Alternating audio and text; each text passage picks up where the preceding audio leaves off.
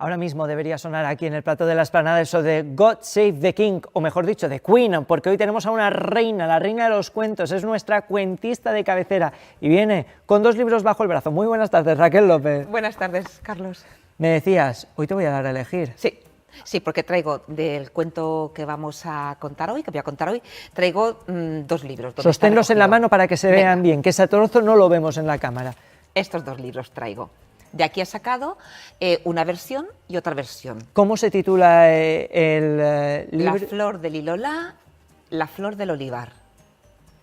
Wow, me gusta más lo lilá porque me parece una flor más exótica. Es más cantarín. Sí, Pues sí, es eso, te tiene cuento. musicalidad. ¿Ese te cuento? Vámonos. Venga. Había una vez un rey que tenía 3 hijos. Y vaya uno a saber por qué el rey empezó a tener una enfermedad que lo estaba dejando ciego. Mandaron a llamar a todos los sabios del lugar. Y solo uno muy viejecito le dijo que el rey se curaría si se lavaba con agua donde hubiese estado la flor del Ilolá. Pero nadie sabía en aquel lugar dónde podían encontrar esa flor que antes no habían oído nombrar. Así que el hijo mayor del rey dijo: padre, no se preocupe, yo saldré al camino y buscaré el remedio para curarle. Y eso hizo el hijo mayor, ensilló su caballo y salió a buscar la flor del Ilolá. Y caminando, en el camino se encontró con una viejecita. Y esa viejecita lo detuvo y le dijo: buen hombre, ¿no me daría usted algo de comer, que tengo mucha hambre? Pero el hijo mayor del rey le dio una patada y le dijo: quita de aquí, vieja bruja, y siguió su camino. Pero el camino le llevó a otro y se perdió. Pasaron las semanas y como no regresaba, el hijo mediano le dijo a su padre: padre, yo también quiero salir a buscar la flor del Ilolá, ya que mi hermano no regresa. Y el mediano hizo lo mismo, ensilló su caballo y salió al camino. Y camina que te caminarás, y se encontró con la misma viejecita, que seguía teniendo hambre. Le dijo: ay, muchacho, ¿no me darás algo de comer? Pero el hermano mediano hizo lo mismo que el hermano mayor. Le dio una patada y le dijo: quita de aquí, vieja bruja. Y siguió cabalgando, y un camino le llevó a otro, y se perdió.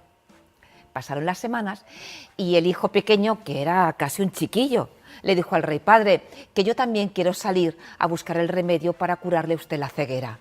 El rey le dijo: pero hijo mío, si tú eres muy pequeño, padre, pero yo también quiero hacer como mis hermanos. Así que ensilló su caballo y salió al camino. Camina que te caminarás, y se encontró con aquella misma viejecita. Y el muchacho, al verla tan flaca, le dijo: pero buena mujer, ¿y a usted qué le pasa? Dice: ay, muchacho, que tengo un hambre de semanas. Y el príncipe metió la mano en sus alforjas, sacó una hogaza de pan y se la entregó. Pues tome, buena mujer, coma usted. Y mientras aquella mujer tomaba el pan, le cogió la mano al príncipe y le dijo: chico, ¿a dónde vas? Dice: pues voy en busca de la flor del Ilolá para salvar a mi padre, pero no sé dónde la puedo encontrar. Dice: pues mira, te voy a decir algo que te va a ser de ayuda. Toma este huevo que te doy y cuídalo bien. En tu camino te vas a encontrar con una piedra negra. Cuando la encuentres, rompe el huevo en esa piedra y inmediatamente aparecerá un jardín. Ese jardín está custodiado por un león. Y dentro del jardín está la flor del Ilolá.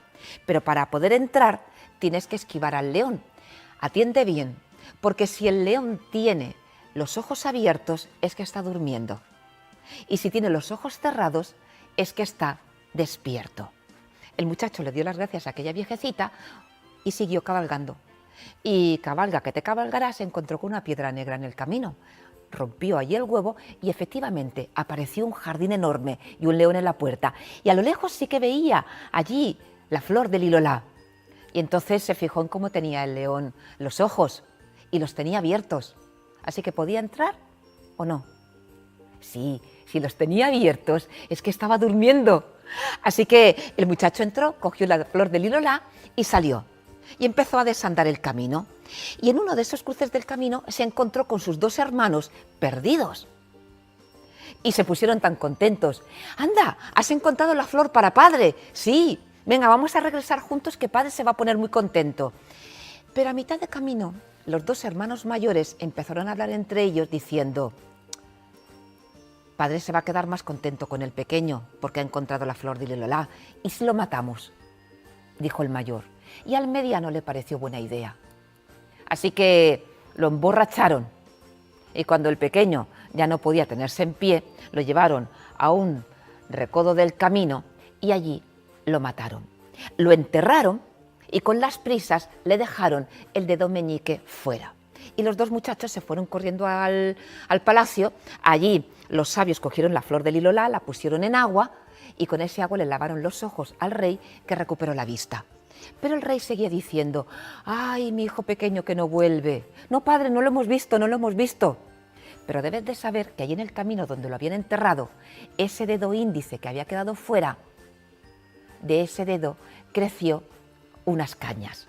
Y un pastor que pasó por allí, al ver aquellas cañas tan hermosas, dijo: uy, me voy a hacer una flauta. La cortó y se la llevó a la boca. Y la flauta empezó a cantar ella sola. Y decía: pastorcillo, no me toques, ni me dejes de tocar, que me han muerto mis hermanos por la flor de Lilolá. Y el pastorcillo, cuando escuchó aquella canción que la tocaba la flauta sola, dijo: uy, voy a llevarla y voy a cantarla por todos los pueblos. Y cantando, cantando, ese sonido, esa canción, llegó también a los oídos del rey. Y el rey dijo: pues yo también la quiero escuchar. Y el pastorcillo se presentó delante del rey. Y le dijo: toca, pastorcillo. Y volvió a escucharse la canción. Y el rey dijo: a mí esa voz me suena, dame la flauta. Y el rey tomó la flauta, cuando se la llevó a los labios, la flauta tocó: Padre mío, no me toques, ni me dejes de tocar, que me han muerto mis hermanos por la flor de Lilolá. Y entonces el rey supo lo que había pasado en verdad. Y como todavía quedaba un poco de agua con la flor de Lilolá, le preguntó a ese pastor que dónde había encontrado la caña. Y el rey fue allí, desenterraron al príncipe y lo untaron con ese agua, que era milagrosa. Así que el muchacho resucitó. Y el rey decidió expulsar a sus hijos mayores del reino y que el pequeño fuese quien heredara todo su territorio. Y cuento contado, cuento terminado. Oye, qué interesante. Y al final el bien siempre triunfa sobre el mal, o en la gran mayoría de cuentos, que esto también nos gusta, un espacio donde el bien tenga su cabida y su recompensa. Me decías al inicio del cuento que eligiera entre las dos historias. Has puesto dos libros. Sí. ¿Qué diferencia tienen entre ellos? Aquí se encuentran con una mujer. Este es el que nos has contado. El que os he contado. Correcto. Es la versión que recoge Antonio Rodríguez Almodóvar en España. Y hay muchas versiones muy, muy parecidas. Se encuentra con una mujer en el camino, una viejecita, y que el poderoso, el rico, enseguida la transforma en vieja bruja. Eso pasa en muchos cuentos, también en la actualidad. Y aquí se encuentra con una madre que tiene un hijo, y es el hijo que es muy flaquito y que tiene hambre. En algunos libros es la Virgen y en otros pues es solo una madre. En algunas versiones lo que el pastorcillo hace no es una flauta de caña, sino que con el hueso se hace un silbato. Son otras variantes. Y también que el padre, cuando resucita al pequeño, hay veces que resucita y otras veces que lo llevan a enterrar a Camposanto. Pero cuando resucita, el padre quiere matar a los dos mayores. Y es el hijo el que dice: padre, destírrelos, que ya es suficiente castigo. Fíjense, hemos visto cómo de una caña sale una flauta y que la flauta empieza a hablar. ¿Esto es normal? ¿Qué quiere decir? Bueno, es normal que hablen los animales, es normal que sucedan cosas maravillosas. En este cuento en concreto es un elemento de la naturaleza, una caña o unos restos de la persona asesinada, quien a través de esta voz mágica cuenta la verdad para pedir justicia. Aquí veíamos al hermano pequeño conseguirlo gracias a su bondad, y a los otros dos hermanos traicionarle, ¿no? Esa envidia que ya nos tenemos que remontar al Antiguo Testamento y que aparece y que en los cuentos permanece. Sí, sí, ten en cuenta que los cuentos tratan problemas universales Y este no deja de serlo, como tú bien dices, ya lo recoge el Antiguo Testamento. Y son las disputas entre hermanos y cómo los solucionan, porque lo que tenemos es la capacidad de decisión. Y este cuento nos muestra un ejemplo de qué hacer ante un problema. Hay otros cuentos donde los protagonistas eligen y toman otras decisiones. Y al final también la verdad, ¿no? Que abre camino, se abre camino y siempre sale como una vía.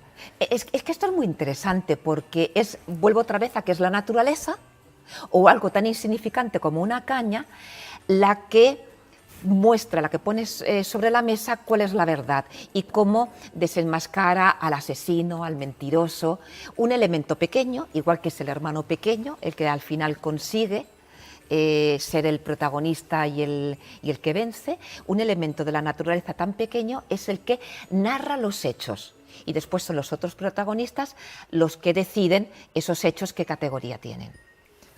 Diferentes países, ¿no? Diferentes interpretaciones. Hablábamos de Colombia, si no me equivoco. Costa Rica. Costa Rica. ¿Cambia mucho entre diferentes puntos geográficos del mundo?